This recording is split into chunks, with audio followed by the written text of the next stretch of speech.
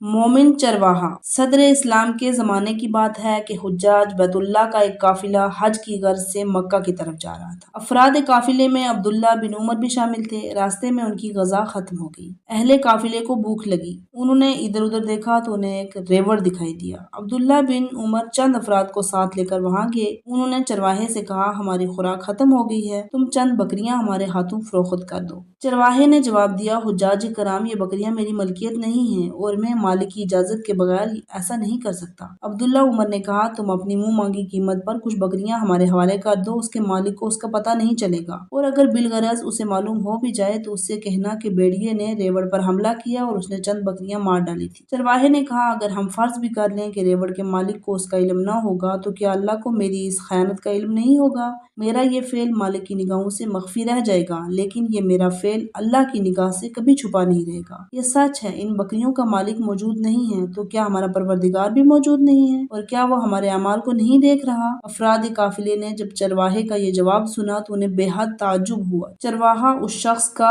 زر خرید غلام تھا۔ افراد قافلہ اس سے ملے اور انہوں نے اس بکریوں کا وہ ریوڑ غلام سمیت خرید لیا۔ پھر انہوں نے غلام کو آزاد کر دیا۔ اس سے کہا کہ آج سے تم آزاد ہو اور یہ بکریوں کا ریوڑ آج سے تمہاری ملکیت ہے۔ مومن چرواہا۔ صدر اسلام کے زمانے کی بات ہے کہ حجاج بیت اللہ کا ایک قافلہ حج کی غرض سے مکہ کی طرف جا رہا تھا۔ افراد قافلے میں عبداللہ بن عمر بھی شامل تھے۔ راستے میں ان کی غذا ختم ہو گئی۔ اہل قافلے کو بھوک لگی۔ انہوں نے ادھر ادھر دیکھا تو انہیں ایک ریوڑ دکھائی دیا۔ عبداللہ بن عمر چند افراد کو ساتھ لے کر وہاں گئے۔ انہوں نے چرواہے سے کہا، ہماری خوراک ختم ہو گئی ہے، تم چند بکریاں ہمارے ہاتھوں فروخت کر دو۔ چرواہے نے جواب دیا، حجاج کرام، یہ بکریاں میری ملکیت نہیں ہیں اور میں مالک کی اجازت کے بغیر ایسا نہیں کر سکتا۔ عبداللہ عمر نے کہا، تم اپنی منہ مانگی قیمت پر کچھ بکریاں ہمارے حوالے کر دو، اس کے مالک کو اس کا پتہ نہیں چلے گا، اور اگر بالغرض اسے معلوم ہو بھی جائے تو اس سے کہنا کہ بھیڑیے نے ریوڑ پر حملہ کیا اور اس نے چند بکریاں مار ڈالی تھی۔ چرواہے نے کہا، اگر ہم فرض بھی کر لیں کہ ریوڑ کے مالک کو اس کا علم نہ ہوگا تو کیا اللہ کو میری اس خیانت کا علم نہیں ہوگا؟